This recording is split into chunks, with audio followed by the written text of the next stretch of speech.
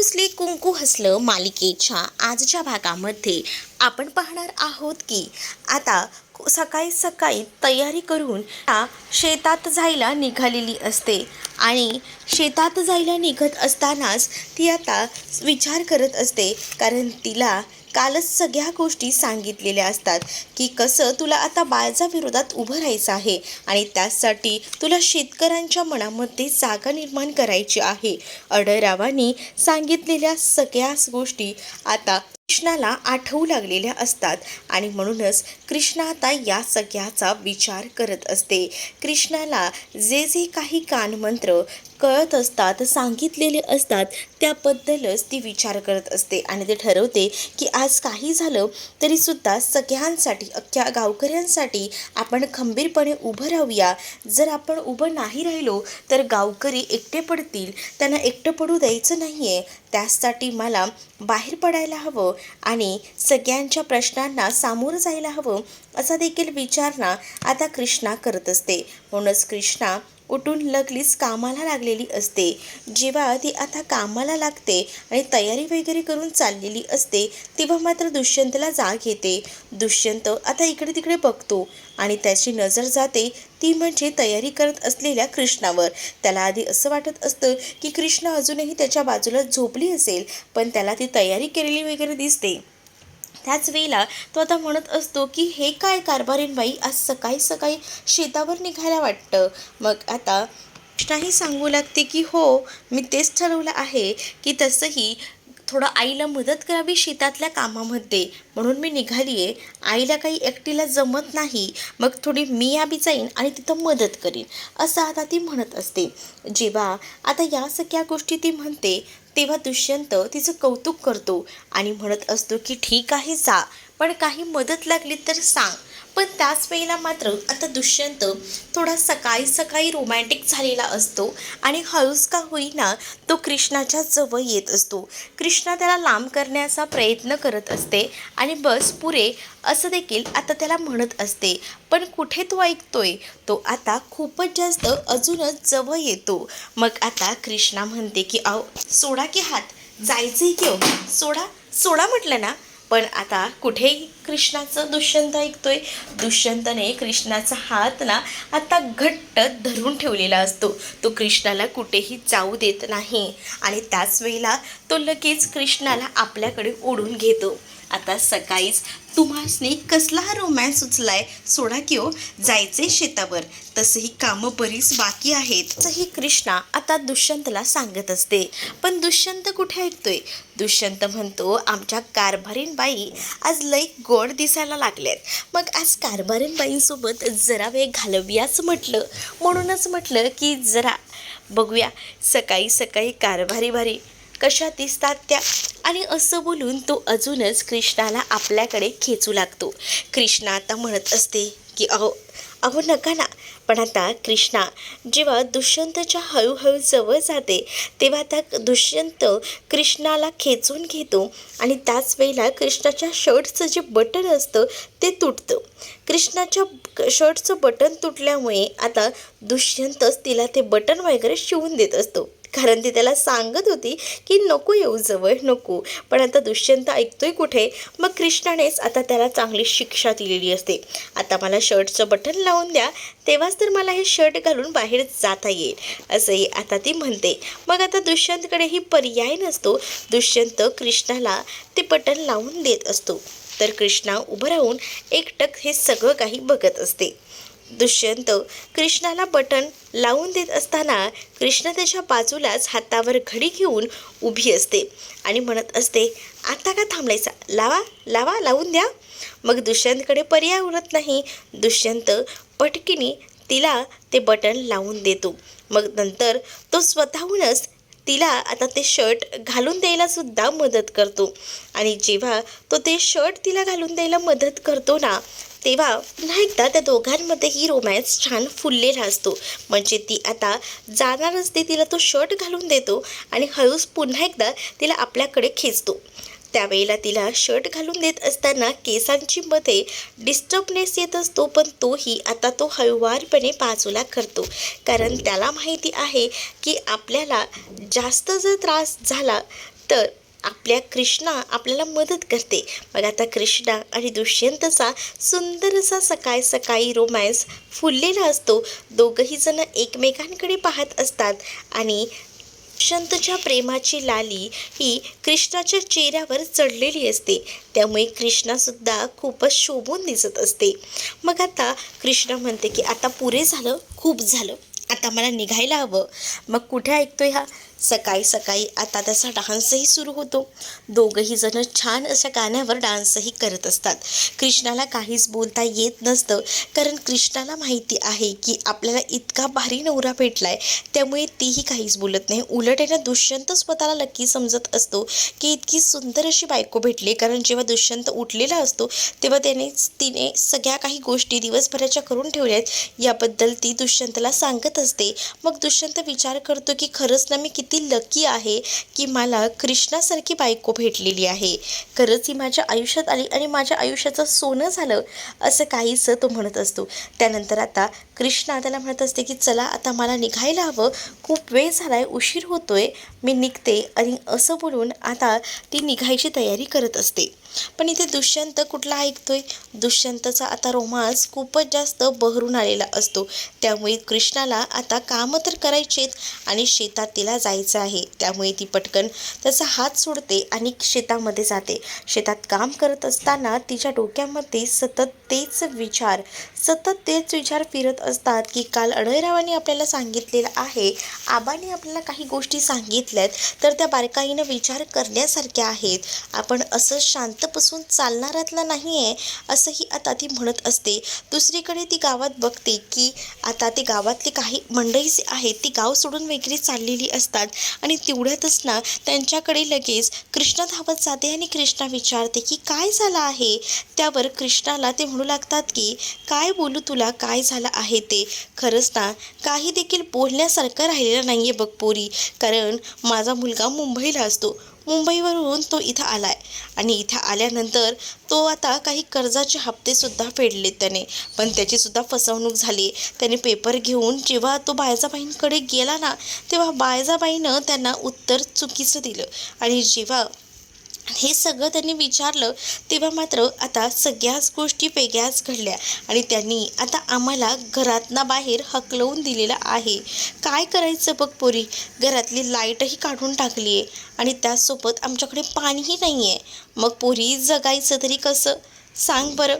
दुसरीकडे आता राधाक्का जी गावातच राहणारी असते तीही आता घर सोडून निघालेली असते आणि ती पण घर सोडून निघालेली असताना ना, कृष्णा तिलाही विचारते, अगं बाई तुला काय सांगायचं, हे समज काही ना तुझ्या सासूनच केलंय. आणि मग काय, माझ्या सासूनं काय केलंय.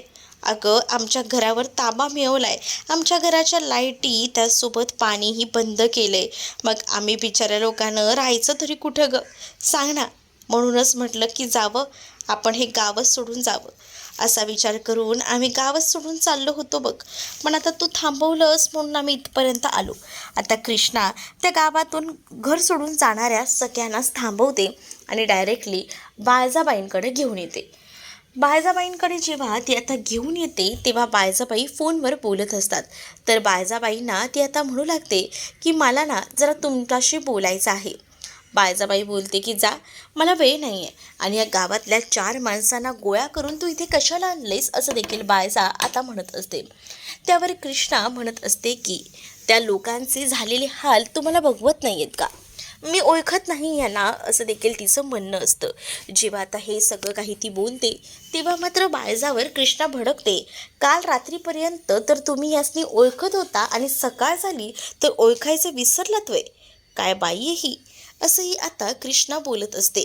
पण बाळजा म्हणत असते की नाही, मी नाही ओळखत यांना, मला नाही माहिती या कोण आहेत त्या, असं बोलून मुद्दामून बाळजा विषय टाळत असते. पण कृष्णा ही हुशार असते आणि कृष्णा म्हणते की उगाच आहे ना तुम्ही या सगळ्यामध्ये मला इन्व्हॉल्व करू नका, नाहीतर तुम्हासनी बी माहिती आहे की मी काय करू शकते. ना आता त्या कोणत्याच माणसांना सिरियसमध्ये घेत नसते. ती म्हणत असते की मला तू काही सांगू नको, मी तुझं काही ऐकून घेणार नाही आहे.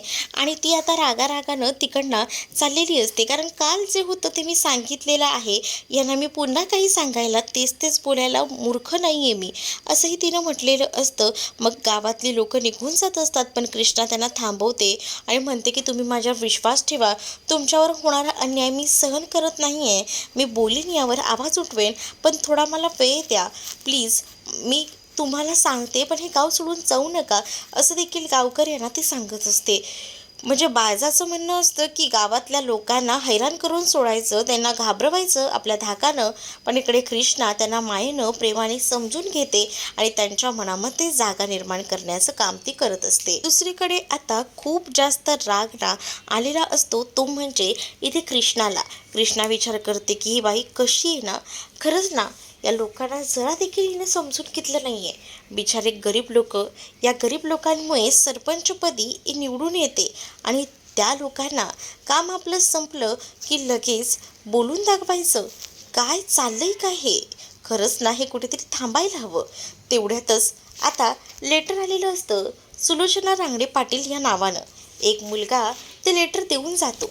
जेव्हा ते लेटर तो देऊन जातो ना, तेव्हा मात्र आता कृष्णा म्हणते की वा बाळजाबाई, तुमच्या नावानं पत्र आलंय. मग वाचायला ती स्वतःच घेत असते, पण बाळजाबाई तिथेच असते. बाळजाबाई लगेचच ते पत्र खेचून घेते आणि ती स्वतःच ते पत्र ओपन करते. तर रक्ताने लिहिलेलं असतं की हा हिशोब तू कसा चुकवशील. आणि हे सगळं काही लिहिलेलं असतानाच बाळजाने हे बघितलेलं असतं आणि हे सगळं खरं तर स्केचपेनने लिहिलेलं असतं. सरळ सरळ स्पष्ट लिहिलं आहे, पण मालिकेत दाखवलं आहे की हे रक्ताने लिहिलेलं आहे. तर हे सगळं बघूनच ना बाळजा घाबरलेली असते आणि इथे असतो एक म्हणजे मोठा विलन, जो की बाळजाबाईच्या विरोधात आता निवडणुकीला उभा राहायला आलेला आहे आणि ह्याचं नाव आहे समर. समरने आता त्याच्या फोटो फ्रेमवर काही फोटोज लावलेले असतात आणि त्यातच कृष्णाच्या फोटोला गोल केलेलं असतं त्याने, कारण कृष्णाच्या बरोबरीने त्याला काम करायचं असतं बाळजाचं खरं रूप समोर आणण्यासाठी. इथे जेव्हा हे सगळं काही बाळजा बघते तेव्हा बाळजाला धक्का बसतो. बाळजाला कळत नसतं की काय आहे, पण दुसरीकडे मात्र कृष्णा आता म्हणत असते की बघितलं का बाळजाबाई, म्हणजे आता मी जसं तुमचं खरं रूप दुष्यंत सरकारांसमोर आणायला बघते ना, तसं अजूनही कोणीतरी प्रयत्न करतंय असं वाटते. म्हणजे आता मला या माणसाची मदत होईल.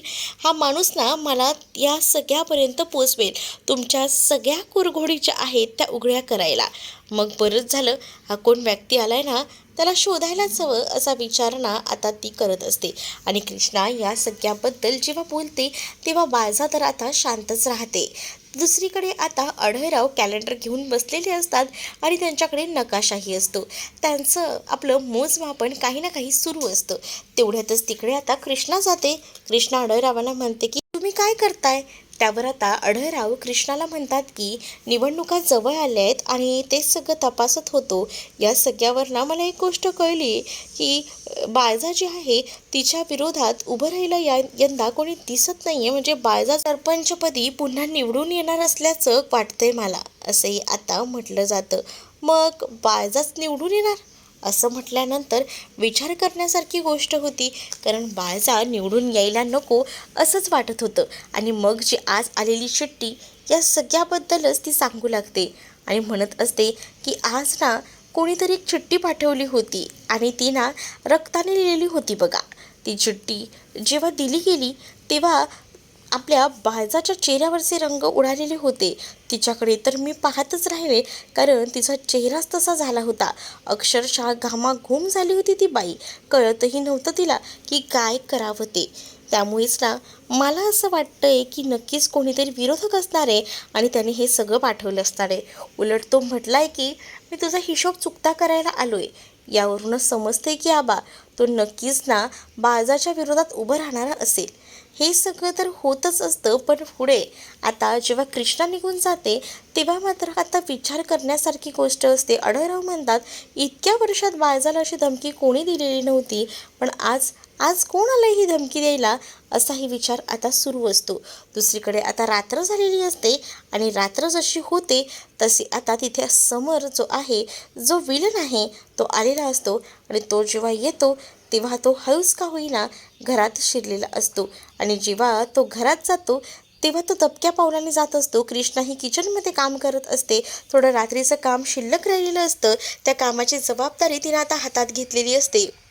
ते काम नीट ती करते आणि मग ती किचनमध्येच असताना तिला असं वाटतं की घरात कोणी आलंय का, म्हणूनच ती बाहेर जाऊनही बघते की कोणी आलंय का. पण नंतर तिच्या लक्षात येतं की कोणीच नाही आहे इथे. मग कसं काय मला भास झाला, असाही विचार तिच्या डोक्यामध्ये येतो. पण तरीसुद्धा आता ती किचनमध्ये जसं रात्रीचं काही कडधान्य भिजत वगैरे घालायचंय, अगदी तसंच काम छोटं मोठं ती करत असते.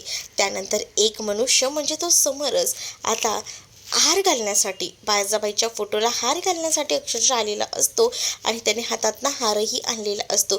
जोपर्यंत किचनमध्ये तिकडे कृष्णा आपली रमलेली असते तेवढ्यातच ना इथे समर रूममध्ये येतो आणि समर तिथे आल्यानंतर बाळजाच्या फोटोला हार घालतो.